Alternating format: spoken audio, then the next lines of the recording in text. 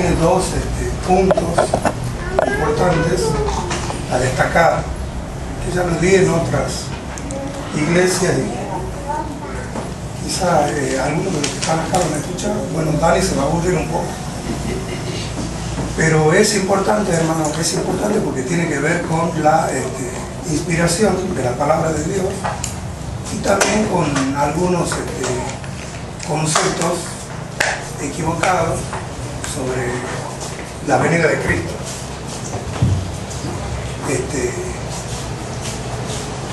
Hermanos, nuestra fuente de toda verdad, de toda doctrina, es la Biblia. Y ustedes recuerdan el versículo bíblico bien conocido, donde San Pablo dice, toda escritura es inspirada por Dios. Y hay cosas que quizás debemos decir, bueno, eso es obvio. No vamos a repasar las pruebas de la inspiración de la Biblia. Todos los que estamos acá somos creyentes, creemos que la Biblia es la palabra de Dios. Pero muchas veces, hermanos, hay ciertos conceptos, algunos puntos de vista con el que los cristianos abordan el estudio de la Biblia, o ciertas cosas que están en la palabra de Dios. Y vemos que el tema no es tan sencillo, por un lado. Y por otro, hermanos, hay gente que no cree que toda la Biblia es inspirada por Dios. Y decimos, bueno, pero entre nosotros, sí. Por ahí ustedes se van a dar cuenta que no. Por ahí uno escucha cosas, ciertas interpretaciones de algunas porciones de la palabra de Dios. Y se llega, hermanos, hasta decir, bueno, eso no es inspirado, tal o cual parte. Hermanos, la misma Biblia dice toda escritura es inspirada por Dios.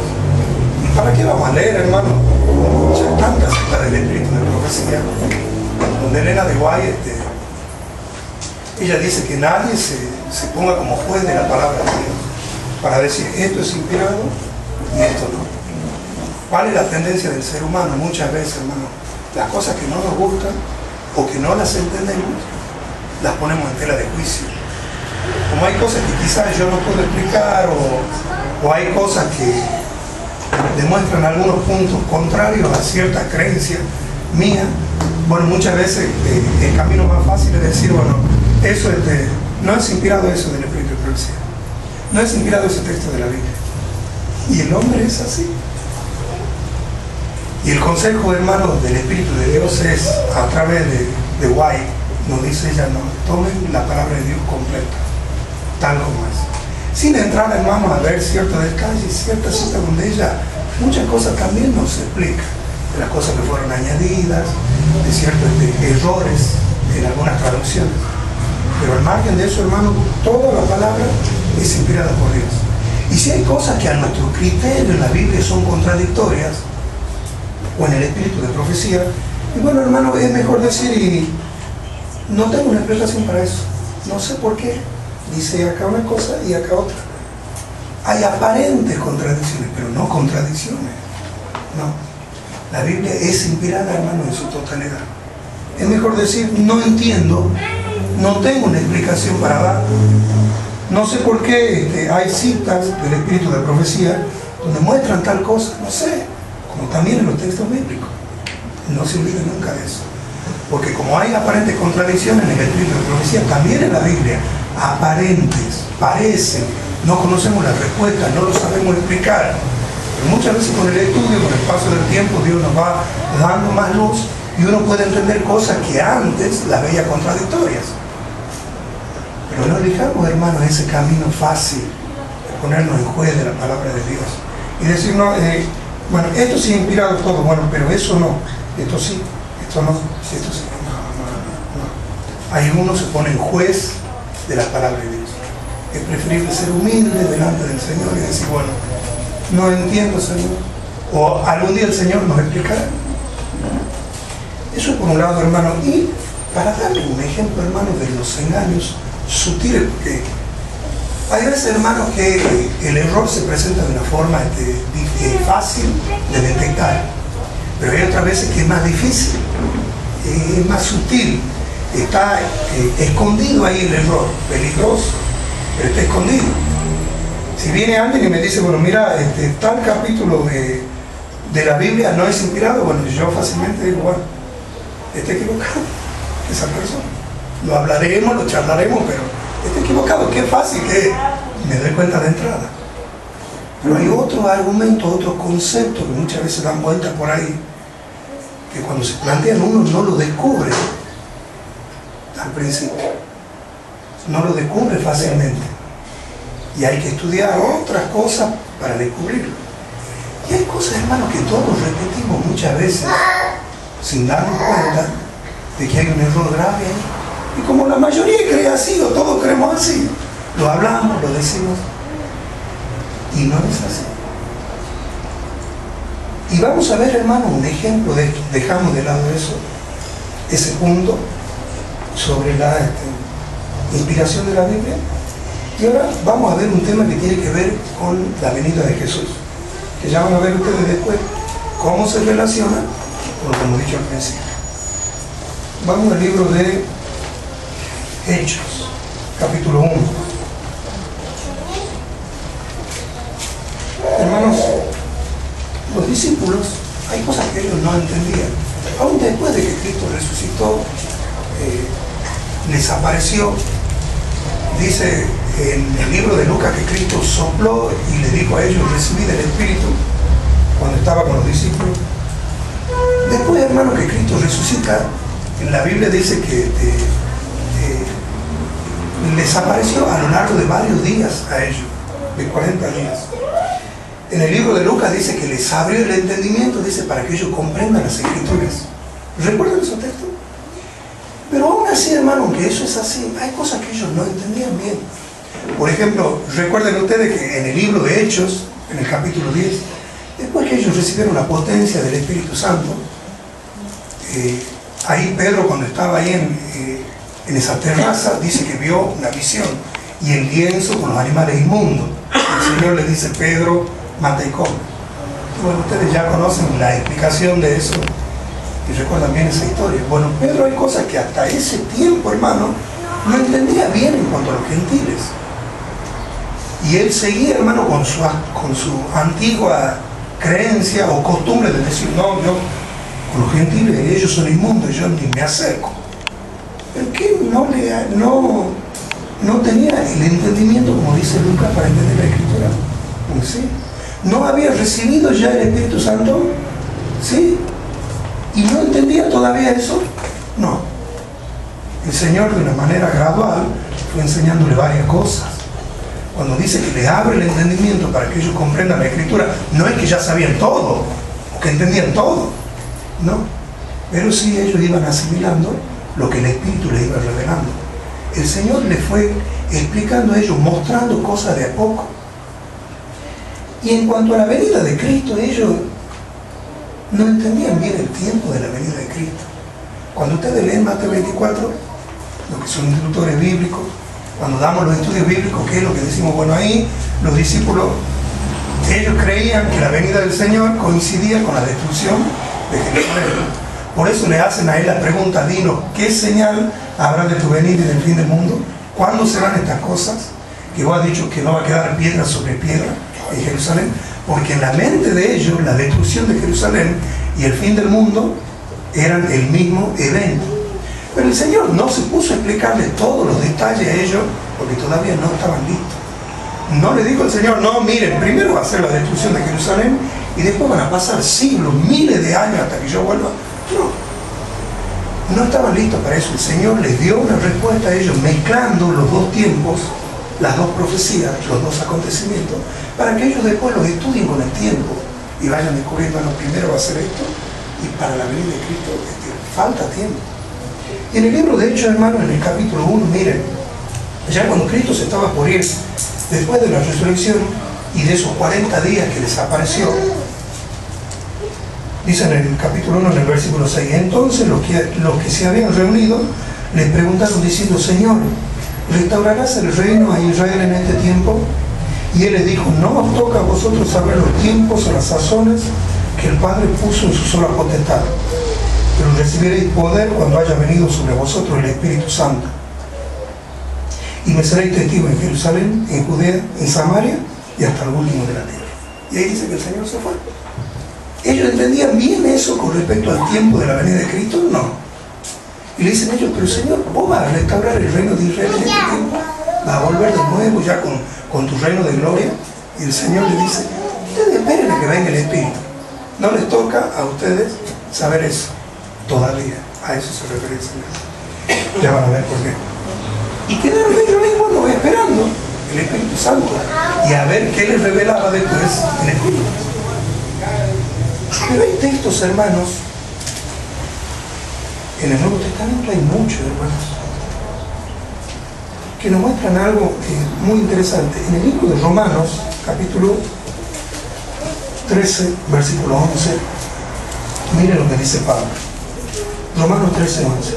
Y esto, conociendo el tiempo, que es ya hora de levantarnos del sueño, porque ahora está más cerca de nosotros nuestra salvación que cuando creímos. La noche está avanzada y se acerca el día. Desechemos pues las obras de las tinieblas y vistámonos las armas de la luz. Hermanos, ¿a quién fue enviada esta carta en primer lugar? ¿A quién fue enviada esta carta? ¿A los romanos? A los cristianos, digamos así, que vivían en Roma, en la época de Pablo. Y ellos debían leer este mensaje. ¿Y qué opinan ustedes si nosotros hubiésemos sido uno de esos cristianos que vivían en ese tiempo? Supongamos, no sé bien la fecha de las cartas, pero supongamos que haya sido en el año 50 después de Cristo. Pablo nos envía una carta a nosotros, a los romanos, y la leemos. Y leemos ese texto en el capítulo 3, que Pablo nos dice a nosotros, a los romanos, la noche está avanzada y se acerca el día. Ahora dice, nosotros conocemos el tiempo, está más cerca de nosotros nuestra salvación que cuando creímos. Se muestra una inminencia, hermano, del fin, del cumplimiento final de la venida de Cristo. Y hay otro texto, por ejemplo, ahí en el libro de Pedro. Vamos al libro de Pedro. Primera de Pedro, capítulo 4, versículo 7. Mas el fin de todas las cosas se acerca. Sed pues sobrios y velad en oración. Dice Pedro que el fin de todas las cosas se estaba acercando, que estaba cerca de ellos. Que estaba cerca, digamos, mejor. ¿A quién le envía, hermano, esta carta Pedro? Cuando ustedes leen, por ejemplo, ahí en el capítulo 1, en el versículo 1, dice Pedro, apóstol de Jesucristo, a los expatriados de la dispersión en el Ponto, Galacia, Capadocia, Asia y Bitinia, elegidos según la presencia de Dios, Padre, y después lo nombra el Espíritu, y etcétera, etcétera. Le envía, hermano, a los cristianos que estaban en la dispersión, ¿sí? A los hijos de Dios, dice que vivían en Asia, y le envía esa carta, ese mensaje. Y supongamos que nosotros hayamos sido uno de esos cristianos a los cuales Pedro le envía la carta, y leemos ese texto donde dice, el fin de todas las cosas está ahí, ya se acerca. ¿Qué hubiésemos pensado, hermano? ¿O qué podríamos haber pensado si recibíamos esa carta? ¿O qué podrían haber pensado ellos cuando recibían esas cartas, esos mensajes? Después, hermano, miren ahí en el libro de Tesalonicenses, primera de Tesalonicenses, capítulo 4, otro mensaje de Pablo,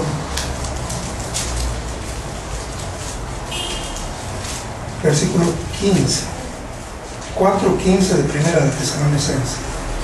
Dice así, por lo cual os decimos esto en palabra del Señor, que nosotros que vivimos, que habremos quedado hasta la venida del Señor, no precederemos a los que durmieron, porque el Señor mismo, con voz de mando, con voz de arcángel y con trompeta de Dios, descenderá del cielo y los muertos en Cristo resucitarán primero. Luego nosotros los que vivimos, los que hayamos quedado, seremos arrebatados juntamente con ellos en las nubes para recibir al Señor en el aire, y así estaremos siempre con el Señor. Por tanto, alentados los unos a los otros con estas palabras. ¿Qué opinan, hermanos, de esa carta? ¿A quién le manda Pablo esta carta? Ya no vamos a leer el capítulo 1, el versículo 1. a los tesalonicenses. Entonces, alrededor del año 50, Pablo les envía esta carta a esos cristianos, y entre los mensajes que ellos leían están estos textos. Y ellos recibían, ahora nos pongamos en el lugar de ellos también, ellos recibían una carta donde Pablo les decía: yo le digo esto en palabra del Señor, que nosotros que vivimos, que habemos quedado hasta la venida del Señor, no perseveremos en lo que vivimos. Porque el Señor mismo dice: descenderá, lo resucitará los muertos. Y Él dice, y nosotros, dice, vamos a ser transformados, dice, para recibir al Señor en el aire. Y Él dice: nosotros, los que hayamos quedado hasta la venida del Señor. Hermano, ¿qué creía Pablo con respecto a Él y la venida del Señor? Noten que Él 2 veces dice, por lo cual lo decimos esto en palabra del Señor, que nosotros que vivimos, que habremos quedado hasta la venida del Señor. ¿Qué pensaba Pablo, no? Y en el 17 dice: luego nosotros los que vivimos, los que hayamos quedado, seremos arrebatados juntamente con ellos en las nubes. Entonces, si yo hubiese sido, hermano, un cristiano que lee esa carta enviada por Pablo en ese tiempo, ¿qué hubiésemos dicho con respecto a Pablo? Bueno, Pablo, él cree que va a estar vivo para la venida del Señor, porque él se expresa así. Él dice: luego nosotros los que vivimos, los que hayamos quedado, y él también está incluido. Y para no cansarme, hermano, vamos a leer solo 2 textos más. Uno está en 1 de Juan, capítulo 2, versículo 18. Hijitos, dice Juan, ¿no? Ya es el último tiempo, y según vosotros oísteis que el anticristo viene, así ahora han surgido muchos anticristos. Por esto sabemos que es el último tiempo, etcétera, etcétera. Entonces Juan, hermanos, cuando le envía esa carta también a los cristianos de ese tiempo, le dice: hijitos, ya es el último tiempo, ya es el último tiempo. Y luego Juan, hermano, ahí en Apocalipsis nos muestra lo que dice el Señor en el capítulo 22, ya al final del libro, ¿no? El Señor se despide, digamos así, con esta profecía. Dice en el versículo 7: he aquí vengo pronto, bienaventurado el que guarda la palabra de la profecía de este libro. Versículo 12: he aquí yo vengo pronto, y mi galardón conmigo, para recompensar a cada uno según sea su obra. Y en el versículo 20 dice: el que da testimonio de estas cosas dice: ciertamente vengo en breve, amén, si ven, Señor Jesús. Y podemos ver más textos que muestran lo mismo en las distintas epístolas de los apóstoles. Entonces, cuando uno junta, hermano, todos estos textos, uno puede decir: bueno, ellos esperaban la venida de Cristo para su día. Pablo, Pedro y Juan muestran eso aparentemente. Pero eso, hermano, entra en un problema grave, muy grave. ¿Por qué? Porque cuando nosotros, por ejemplo, les queremos debatir a los mormones y a los escritos de sus profetas, ¿sí? O a los testigos de Jehová, a los profetas que tienen ellos, o a cualquier hermano que tenga una religión donde hay un falso profeta, muchas veces decimos: bueno, hay cosas que el falso profeta dice y no se cumplen, y es un falso profeta. Y citamos Deuteronomio, ¿recuerdan? Donde Dios le decía a Israel: cuando haya entre vosotros profeta o soñador de sueños, si él os anuncia una señal o un prodigio y eso no se cumple, Jehová no ha hablado, dice, por el tal. No tengas temor de él. Dios los está probando, ese es un falso profeta. Porque la señal del verdadero profeta es que lo que él profetiza se cumple. Lo que él anuncia se cumple si fue inspirado por Dios, ¿sí? Salvo que sea una profecía condicional, como hay varias en la Biblia y en el espíritu de profecía. Pero esto, hermano, es una profecía, digamos así, apocalíptica. Se la nombra en Apocalipsis también a la venida del Señor. Imagínense, hermano, ustedes, Pablo enseñándole a la gente en ese tiempo a través de su epístola. Cristo ya viene y yo voy a estar vivo.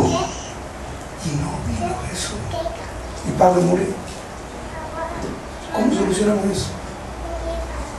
Y a ese punto voy, hermanos. Muchas veces escuché temas alusivos a esto, citando estos mismos textos y diciendo, bueno, ellos pensaban que la venida del Señor era para su día. Eso no soluciona el problema, porque yo puedo decir, bueno, pero ellos engañaron a la gente, los engañaron a los romanos, a los tesalonicenses, ¿no? Pedro lo engañó, Juan, a las iglesias, a las 7 iglesias que les envía la carta, ¿no? Y eso lo dice, hermano, el Señor. Noten, de lo otro uno puede decir equivocadamente, bueno, ellos creían eso, pero en Apocalipsis, hermano, las últimas palabras las dice el Señor, que aquí yo vengo pronto. ¿Y cuánto pasó, hermano? 2000 años. Y tampoco soluciona, hermanos, este problema el decir, bueno, pero para el Señor es pronto. No. El Señor en la Biblia se expresa en nuestro idioma para que nosotros entendamos. No es que Él a mí me va a decir, quizás, bueno, yo vengo pronto, pero para pasar 5000 años. Y no para mí es mucho. Obviamente para el Señor un día es como 1000 años. Y 1000 años como un día, pero para el Señor, no para mí. Bien, hermanos. No es así, hermano, esa no es la respuesta. Hay un engaño en todo eso que hemos visto y en la interpretación que le estamos dando a los textos.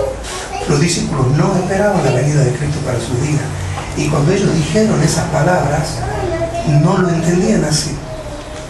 Ya van a ver ustedes, porque si yo lo entiendo así como hemos visto hasta ahora, bueno, Pedro, Pablo y Juan fueron falsos profetas, hermanos, que engañaron a la gente. Y ellos escribieron en la Biblia lo que ellos entendían de la manera que a ellos les parecía. No puede ser. Miren lo que dice Pedro, ¿no? Ahí en 2 de Pedro, capítulo 1. 2 de Pedro, capítulo 1, versículo 19. Miren cómo dice.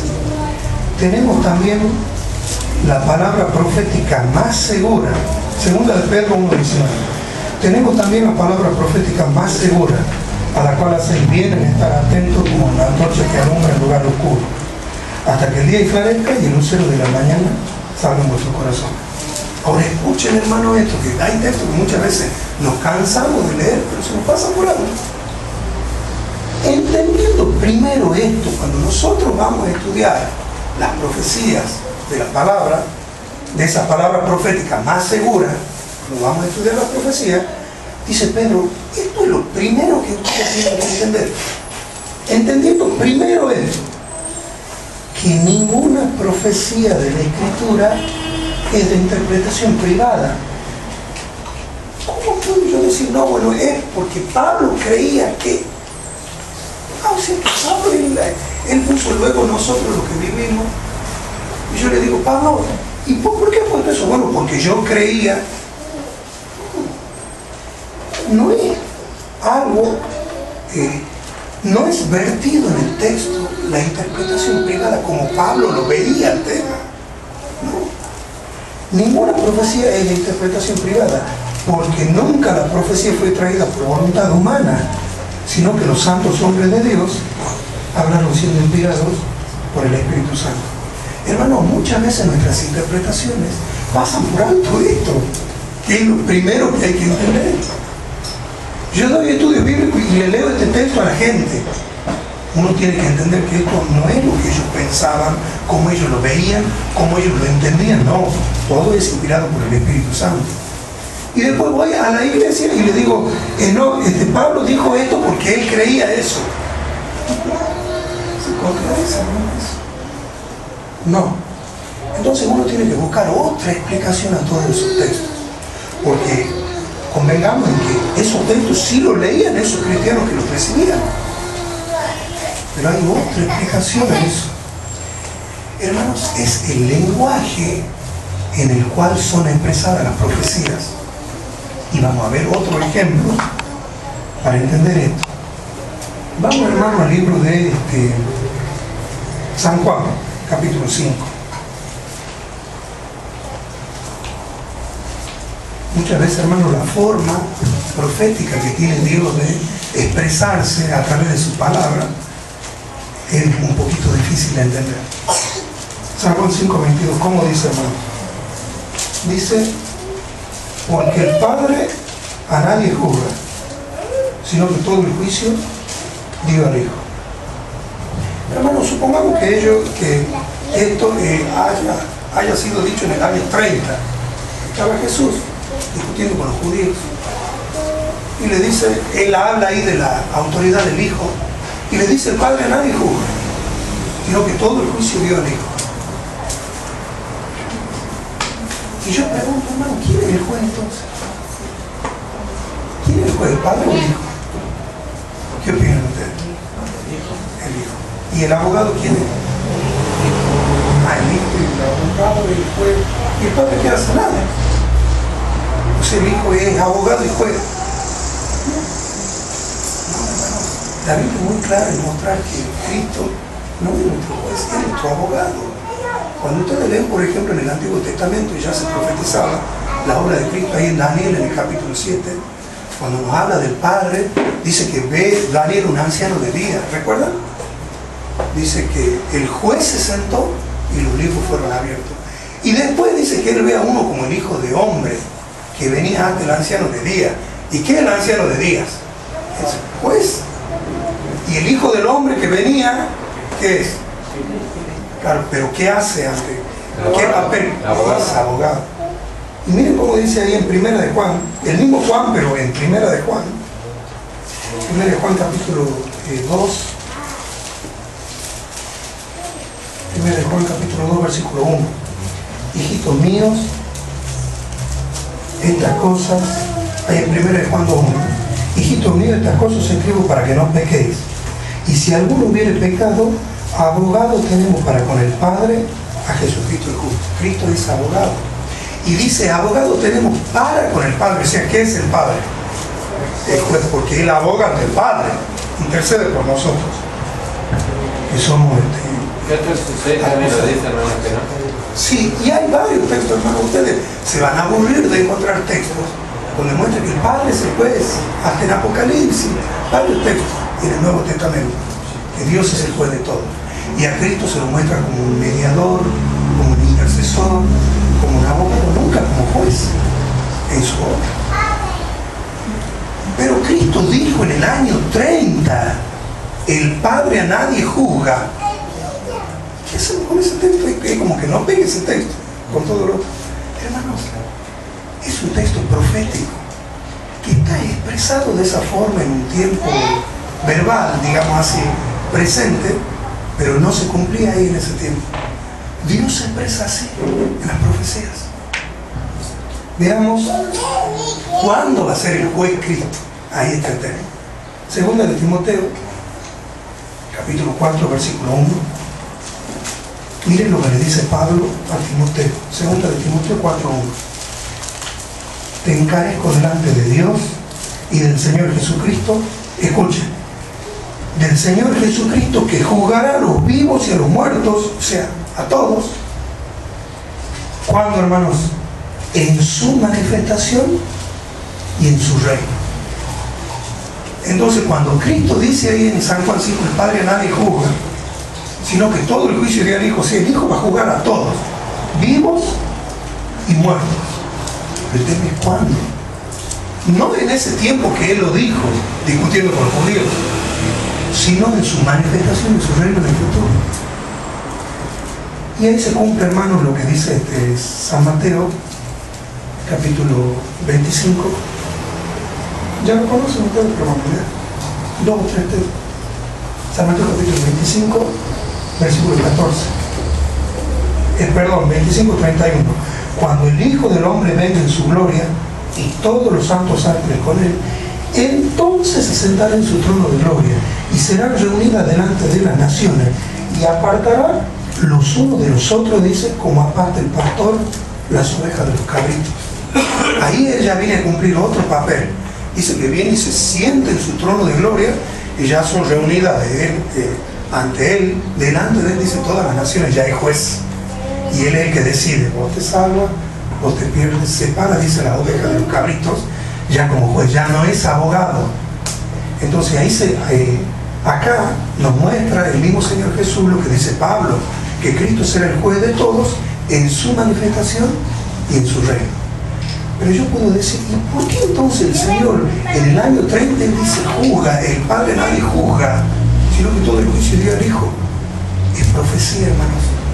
Y cuando hay una expresión así, una profecía así, uno tiene que agarrarlo a ese texto, sacarlo del tiempo en el cual fue dicho y correrlo en base al contexto bíblico y ubicarlo en el tiempo de su aplicación, de su cumplimiento.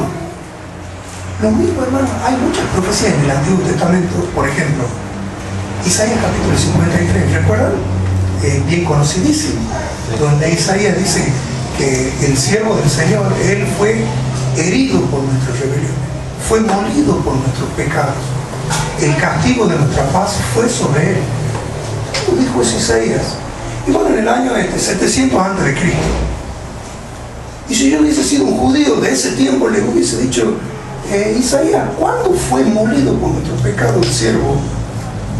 Isaías decía, no, eso es para el futuro, se cumple con Cristo. ¿Y por qué vos decís, Él fue herido por nuestra rebelión? Fue molido por nuestros pecados. El castigo de nuestra paz fue sobre Él. ¿Por qué lo decís como si fuese del pasado? Bueno, el Señor me inspira que yo lo escriba así, pero eso se va a cumplir en el futuro.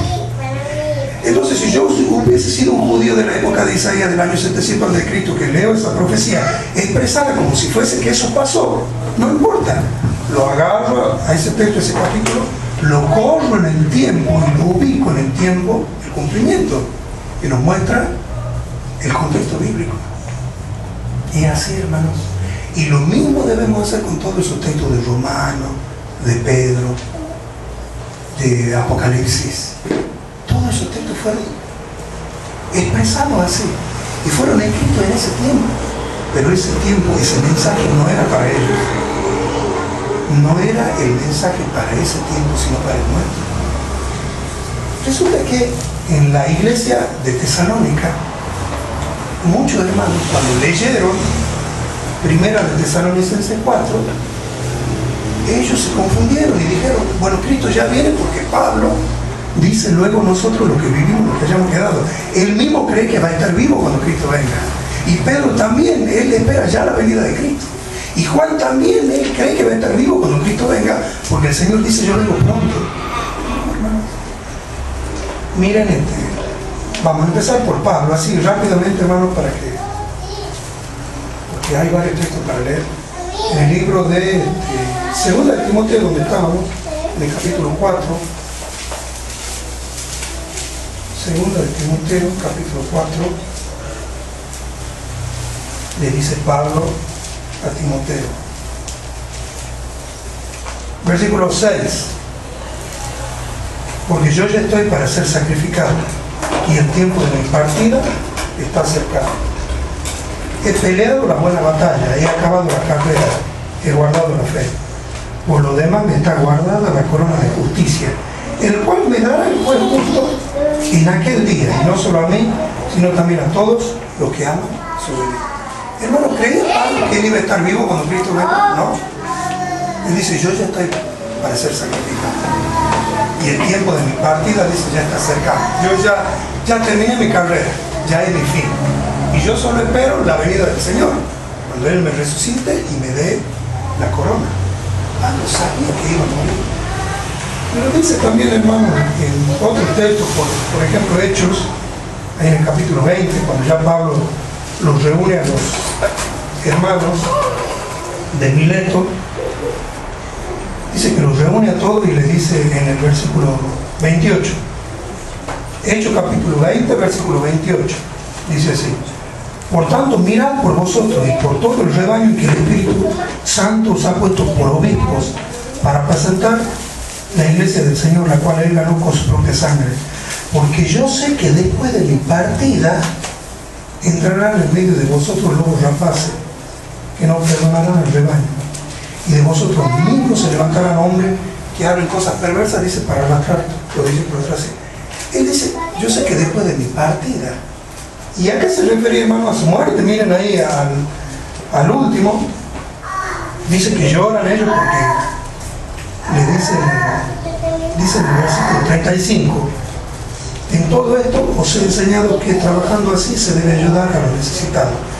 Y recordar la palabra del Señor que dijo, más bienaventurado es dar que recibir. Cuando hubo dicho estas cosas, se puso de rodillas y oró con todo ello. Entonces hubo gran llanto de todos y se echaban al cuello de Pablo y le besaban, dolidos en gran manera por la palabra que les dijo, que no verían más su rostro. Y le acompañaron al barco. Pablo le dijo ahí, yo voy a morir, yo voy a partir. No sé de qué forma voy a morir, no sé bien lo que me espera. En Jerusalén le dice ahí en el mismo capítulo, pero el Espíritu me reveló que ustedes no me van a ver más. No voy a ver más el rostro de ninguno de los que están acá. Y ellos lloraron. Hermanos, Pablo sí sabía que iba a morir y lo escribe en una de las epístolas. Pero tampoco podemos decir, bueno, no, él ahí, en Timoteo, bueno, sí lo inspira Dios. Pero en Tesalonicenses, cuando él dice luego nosotros que vivimos, no, ahí no. Todo el Escritura es inspirado por Dios. Y miren Pedro, hermanos, en el libro de Pedro, en segunda de Pedro, capítulo 1, versículo 13. Segunda de Pedro 1:13. Pues tengo por justo, en tanto que estoy en este cuerpo, el despertarlo con amonestación, sabiendo que en breve debo abandonar el cuerpo como nuestro Señor Jesucristo me lo ha declarado. ¿Sabía Pedro, hermano, que él iba a morir? También. Y Juan, hermano, también, pero ya para qué vamos a leer. En el último capítulo, en los últimos versículos del libro de San Juan, ahí Juan da a entender lo mismo, porque dice que cuando el Señor les aparece ya ahí, y cuando se iba, dice que él iba con Pedro, y se da vuelta a Pedro y lo ve a Juan que venía, y le dice Pedro, Señor, ¿y qué va a pasar con este? Y le dice el Señor, si yo quiero que él esté vivo hasta que yo venga, ¿qué a ti? Tú sígueme tú. Pedro él estaba como diciendo, ¿y este? ¿Y qué va a pasar con este? ¿Y qué va a pasar? Y el Señor le da a entender a Pedro, vos preocupate por seguirme vos, después fíjate de lo otro.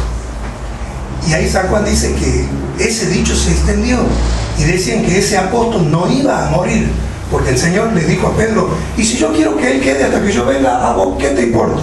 Sígueme tú. Pero ahí Juan dice, pero el Señor no dijo que no iba a morir, sino que le dio un ejemplo a Pedro como para que no se meta. Juan iba a morir y todos murieron, hermano, y pasó mucho tiempo. Y miren, hermano, lo que dice ahora ya, para ir finalizando, lo que dice Pablo en segunda de Tesalonicenses, capítulo 2, versículo 3. Les vuelve a escribir una carta a Pablo a los tesalonicenses. Ya habíamos visto la primera carta, donde él dice luego, nosotros, los que vivimos, los que hayamos quedado, etcétera, etcétera. Y le vuelve a escribir una segunda carta, porque ellos la malinterpretaron a la primera. Y le dice en el capítulo 2, en el versículo 1, pero con respecto a la venida de nuestro Señor Jesucristo y nuestra reunión con Él, os rogamos, hermanos, que no os dejéis mover fácilmente de vuestro modo de pensar, ni os conturbéis ni por palabra, ni por espíritu, ni por carta o epístola, ¿no? Como si fuera nuestra, en el sentido de que el día del Señor está cerca. Nadie os engañe en ninguna manera, porque no vendrá sin que antes venga la apostasía y se manifieste el hombre del pecado, el hijo de perdición. Por aquí viene Pablo y le dice a ellos, miren, que nadie lo engañe ni por espíritu, ni por palabra, ni por carta, como si fuera nuestra, dando a entender que el día del Señor está cerca. Y yo le podría decir a Pablo, si fuese un tesalonicense de ese tiempo, pero Pablo, sí sos vos el que en tu primera carta has dicho, luego nosotros los que vivimos, los que hayamos quedado, vos sos el engañador, porque vos has dado a entender en ese texto que ibas a estar vivo vos mismo junto con nosotros cuando Cristo venga. Y Pablo no hubiese dicho, no, me malinterpretaron, yo no quise dar a entender eso. Yo di esa profecía para los que vivan en el tiempo final del cumplimiento, que nosotros sí podemos decir, Y en este tiempo, cuando damos estudios bíblicos y leemos textos así, y bueno, hermanos, miren, cuando venga el Señor, a los que estemos vivos nos transformará, y a los muertos los resucitará. Hacemos lo mismo que hemos hecho con San Juan 5. Lo agarramos al mensaje, lo agarramos al texto, lo sacamos de ese tiempo, no era para ellos el mensaje, lo corremos en la línea de tiempo y lo aplicamos o lo enseñamos en el tiempo del fin, donde uno ya sí puede decir, no, la venida de Cristo ahora sí está cerca. Entonces Pablo le escribe esa carta y le dice, no me malinterpreten ustedes a mí, que yo he dado a entender que el día del Señor está cerca. Yo no le quise decir eso. Ese mensaje de la proximidad no era para ustedes, era para los que iban a vivir en el fin. Y él dice clarito acá, nadie os engañe ni por espíritu, ni por palabra, ni por carta, como si fuera nuestra. ¿Y quiénes escribían carta? Porque Pablo dice como si fuera nuestra. Él y los otros apóstoles, Pedro, Juan. Entonces con este mensaje Pablo nos quiere decir, no lo malinterpreten a Pedro, no lo malinterpreten a Juan. Ellos saben que van a morir antes de que Cristo venga. No quieren dar a entender que Cristo ya viene. Y le da un motivo Pablo y le dice, tiene que venir el hombre de pecado, el hijo de perdición, que es el cuerno pequeño. El libro de Daniel, faltaban siglos, hermano, profecía de miles de años antes. Entonces Pablo él aclara acá, no lo malinterpretemos, no quiere decir eso. Y para terminar, hermano, voy a leer un par de citas en el libro Hechos de los Apóstoles de White. Dice en la página 217 al 219, ¿no? El espíritu de profecía, hermanos. La instrucción que el apóstol envió a los tesalonicenses en su primera carta en cuanto a la segunda venida de Cristo estaba perfectamente de acuerdo con su enseñanza anterior. Sin embargo, sus palabras, escuchen esto, ¿no? Es muy claro, sus palabras fueron mal interpretadas por algunos hermanos tesalonicenses. Entendieron que Pablo expresó la esperanza de que él mismo viviría para presenciar el advenimiento del Salvador. En su segunda carta, Pablo procuró corregir la errónea comprensión de ellos en cuanto a la enseñanza que les había dado. Y trató de presentarles lo que él de verdad entendía en cuanto al Evangelio. Hermano, ¿cómo puede ser que Pablo explique en su segunda carta, yo no le quise dar a entender nunca que Cristo está cerca? Que lo diga el espíritu de profecía tan clarito. No, Pablo, él nunca quiso dar a entender eso. Y que ahora, hermano, todos repitamos y escuchemos en todos lados que no, que Pablo dice eso en su primera epístola porque él creía, pero después ya Dios le revela y él escribe la segunda. No quiso dar a entender eso nunca en la primera carta. Por eso le escribe la segunda y dice, no es así, que nadie lo engañe. Lo dice, hermano, también el espíritu de profecía. Dice que Pablo fue malinterpretado por ellos, por los hermanos tesalonicenses. Y él escribe la segunda carta para corregir, no el error de él, sino la mala comprensión que tuvieron de sus escritos. Que ya hemos visto cómo se estudian las profecías. Esas expresiones de ese tiempo, las corremos en base al contexto. Y en este libro, ya no lo vamos a leer. Vamos a otra cita del espíritu de profecía que está en el conflicto de los siglos. Escuchen, hermano, de clarito que está. La página 405. El capítulo que se llama Un gran despertar religioso. Dice en la página 405. El apóstol Pablo advirtió a la iglesia que no debía esperar la venida de Cristo en el tiempo de él. ¿Clarito? Ellos esperaban la venida de Cristo para su día, no. Ni Pedro, ni Juan, ni Pablo. El Señor les reveló. Al principio quizás sí, cuando uno lee Hechos 1, pero cuando ellos escriben las epístolas ya no. Ese día, dijo Pablo, no vendrá sin que venga la apostasía y se manifieste el hombre del pecado. Solo después de la gran apostasía y del largo periodo del reinado del hombre del pecado, podemos esperar el advenimiento del Señor. Este periodo terminó en 1798. la venida del Señor no podía verificarse antes de dicha fecha. Y Pablo abarca con su aviso toda la dispensación cristiana hasta 1798. Solo después de esa fecha debía proclamarse el mensaje de la segunda venida. Semejante mensaje jamás se predicó en los siglos pasados. Así que si hemos creído, hermanos, que ellos esperaban que era inminente, que ellos vivían esperando, porque en los textos eso, estamos mal interpretando a Pablo, a Pedro y a Juan. Semejante mensaje jamás se ha predicado en los siglos pasados. Pablo, como lo hemos visto, no lo predicó.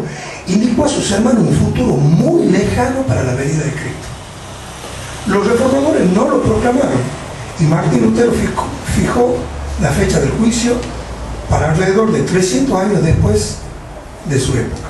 Y dice ella ahí a continuación, pero después de 1798 ya comienza el tiempo del fin y ya podemos saber que la venida de Cristo está cercana.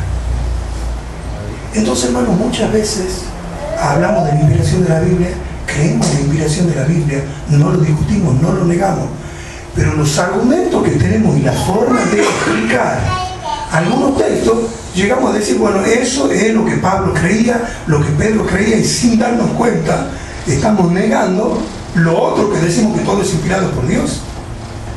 No era, hermano, lo que ellos creían. Ellos no vertieron su interpretación privada. Y el último texto que leemos, hermanos, es el último. En el libro de Pedro, primera de Pedro, para que entendamos bien, hermanos, cómo Dios se maneja con las profecías. Primera de Pedro, capítulo 1, versículo 10. Acá Pedro habla de las profecías del Antiguo Testamento. Pero miren cómo se maneja Dios. Los profetas que profetizaron de la gracia destinada a vosotros, inquirieron y diligentemente indagaron acerca de esta salvación, escudriñando qué persona y qué tiempo indicaba el Espíritu de Cristo que estaba en ellos, el cual anunciaba de antemano los sufrimientos de Cristo y la gloria que venía tras él. A esto se les reveló que no para sí mismos, sino para nosotros administraban las cosas que ahora son anunciadas por lo que os han anunciado el Evangelio por el Espíritu Santo enviado del cielo, cosas las cuales anhelan mirar los ángeles. Isaías, Jeremías, todos esos que profetizaron acerca de la venida de Cristo, a ellos se les reveló que no era para sí mismos, no era para el tiempo de ellos el cumplimiento de esa profecía, sino que administraban esa cosa para los cristianos, ya para cuando Cristo venga y muera por ellos, para el futuro. Del mismo modo, hermanos, pasa con el Nuevo Testamento. El Señor se expresa así a través de Pablo, Pedro, Juan, pero a ellos se les reveló que no era para ellos. Esa profecía, esos textos de la inminencia de la venida de Cristo, no era para el tiempo de ellos. Ellos sabían que administraban esa cosa para nosotros, que sí vivimos en el tiempo del fin.